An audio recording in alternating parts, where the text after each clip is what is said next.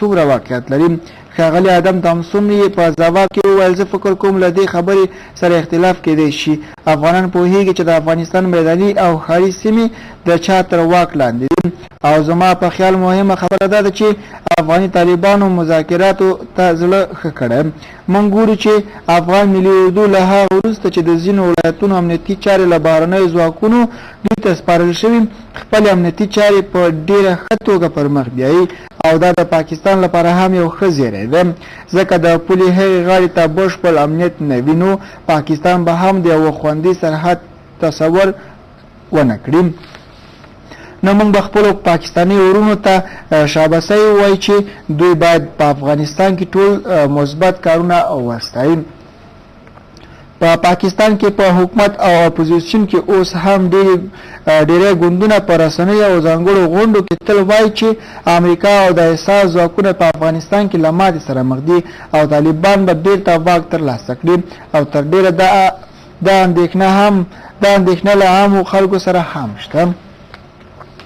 له برېټانوي سفیر نه هم دا پوښتنه وشوه چې آیا وسلوال طالبان خو به په افغانستان یا پاکستان کې واک ته نه رسېږي. ده وویل نه زه فکر کوم داسې نه ده.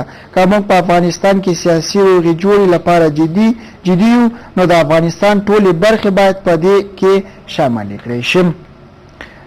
افغانانو ډیره موده طالبان وزغمل او اوس یې هم زغمي. د طالبانو له ناسمو اعمالو هغوی اوس هم اغېزمن دي. ګڼ شمېر هم خلک د طالبانو په بریدونو کې ووژل شول.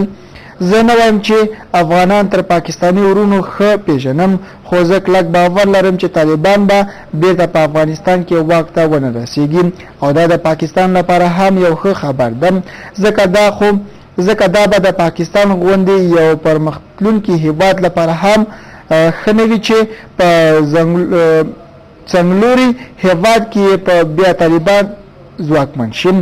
دا پر پاکستان هم ناوړه اغېزه لرلی شي ځکه کېدای شي هغوی پاکستان ته هم را داخل شي. د پاکستان په قبایلي سیمو کې د بهرنیو تروریستانو پناهځایونو باندې د امریکا د بې پیلوټه جاسوسي الوتکو د بریدونو په اړه له برېټانوي سفیر وپوښتل شول چې آیا د برېټانیا حکومت د دغو بریدونو ملاتړ کوي او که غواړي چې دا همداسې دوام ولري که څنګه. ښاغلي تاسمون یې په ځواب کې وویل زه له دې موضوع سره ډېره علاقه نه لرم ځکه فکر کوم دا د پاکستان او امریکا ترمنځ ستونزه ده چې باید حل شي.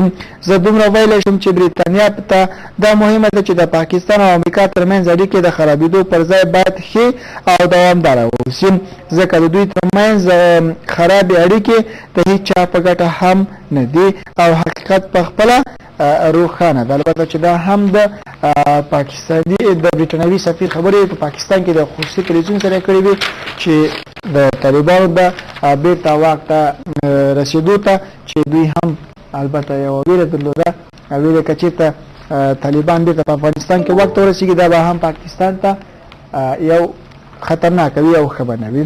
د دې خبره کې له نیکه مرغه چې په خپله په دغه کویي کې ولوېده کوم کویی چې غوښته د افغانانو دپاره وباسي وایي د سرونو غوڅول د ګاونډیانو کار دی. محور لیکلي دي وایي د کندهار ولایت قومي مشران او ولسي استازي وایي چې د ګاونډیو هیوادونو استخباراتي کړۍ په افغانستان کې ناامنۍ زیږوي. دوی وایي چې په هیواد کې له خلکو د سرونو غوڅول د ایران او پاکستان د استخباراتي کړیو کار دی.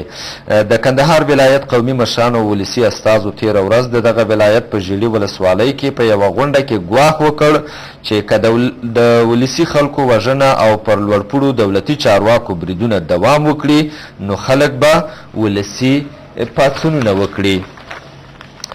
د دغه ولایت قومي مشرانو او دیني او دولتي چارواکو په غونډه کې ایران او